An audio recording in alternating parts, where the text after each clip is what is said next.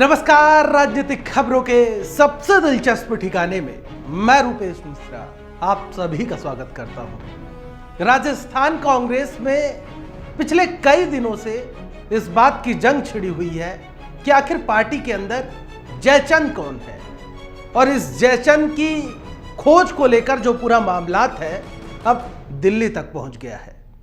Pilot camp के विधायक वेद प्रकाश सोलंकी पिछले 2-3 दिनों से दिल्ली में डटे हुए हैं और उन्होंने दिल्ली में तमाम वो साक्ष्य और सीसीटीवी फुटेज प्रस्तुत किए हैं जिन पर उनके ऊपर आरोप लग रहे थे कि उन्होंने पार्टी के साथ दगेबाजी की, क्रॉस वोटिंग करवाई।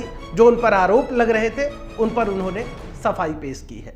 लिहाजा हमने वेद प्रकाश सोलंकी से टेलीफोनिक बातचीत की और जानना चाहा कि पिछले 2-3 दिनों में दिल्ली में उनकी किन किन नेताओं से मुलाकात हुई और क्या कुछ खास रहा। तो सुनिए वेद प्रकाश सोलंकी से द फैक्ट इंडिया की टेलीफोनिक बात। हेलो।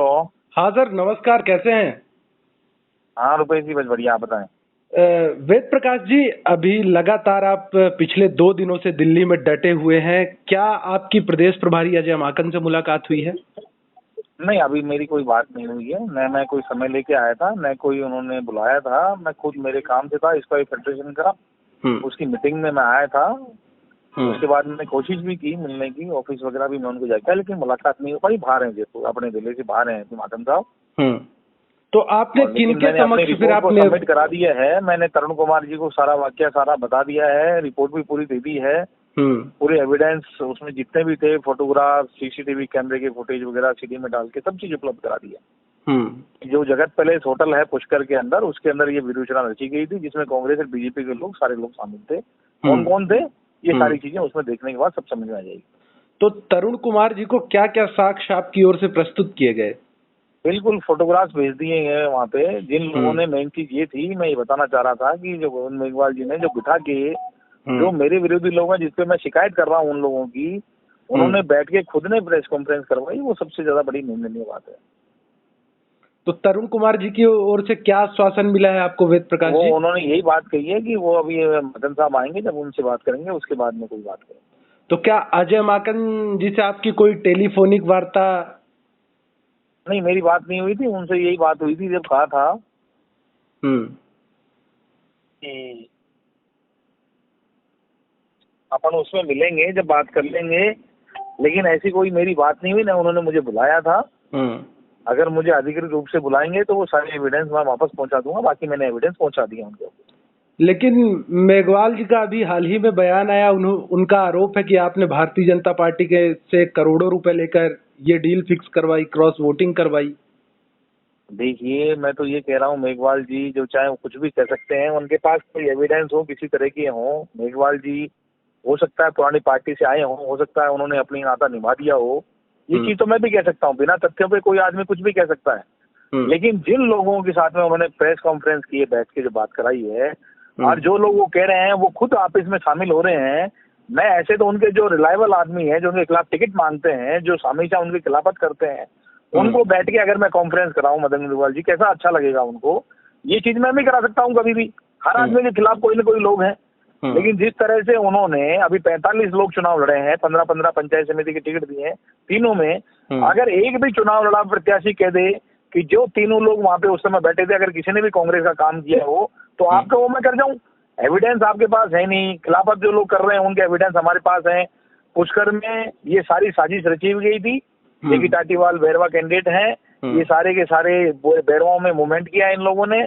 और ये प्रकाश बैरवा जी, बिल्कुल साफ एक ऑडियो मैंने आपको भेजा हुआ है, उसमें देखा है, वो भी मैंने दिया है, जिसमें साफ कह रहे हैं कि जिसको वेद सोलंकी टिकट दे उसको सबको हरा दो, जिसको सोलंकी हाथ लगा दे उसको हरा दो। और उससे कैसे लोग होंगे? ये पार्टी की खिलाफत करने वाले लोग हैं। कभी पार्टी का साथ दिया नहीं। वेद प्रकाश जी, आप ये बताइए, क्या गोविंद सिंह डोटासरा ने आपकी बात नहीं सुनी कि आपको दिल्ली जाना पड़ा अपनी बात रखने के लिए? नहीं, बिल्कुल। गोविंद सिंह डोटासरा जी को मैंने रिपोर्ट पहुंचाई है, उनको भी देख के आया था, उनको भी कह के आया, सारी बात समझा के आया था। सारी बात उनको भी हमने कह दी थी। तो जो उनको पहले बात हमने उनको भी अपनी बात सारी उनको रख दी थी। और मेन चीज तो यह है कि डोटासरा जी के कहने के बाद भी गोविंद मेघवाल जी ने बाड़ाबंदी नहीं कराई। मेन तो इश्यू ये है। उनके कहने के बाद ही हमने हरसाना जी ने वहां जाके एक 50 रूम का रिसोर्ट करा लिया था। अब वो कह रहे थे मैं आज शाम तक आ जाऊंगा, लेकिन शाम को आए नहीं, दूसरे दिन आए नहीं, बाड़ेबंदी की नहीं, चुनाव से पहले कैंडिडेट डिक्लेयर कर दिए। सबसे बड़ी चूक तो यही हुई है, और चूक कहीं हुई है। तो वेद प्रकाश जी कब तक हैं दिल्ली में, और किन किन नेताओं से मुलाकात करने का नहीं, कार्यक्रम? अभी कोई मुलाकात नहीं हुई है, कोई बात नहीं हुई है। अगर कोई मुलाकात होगी मैं जरूर बताऊंगा।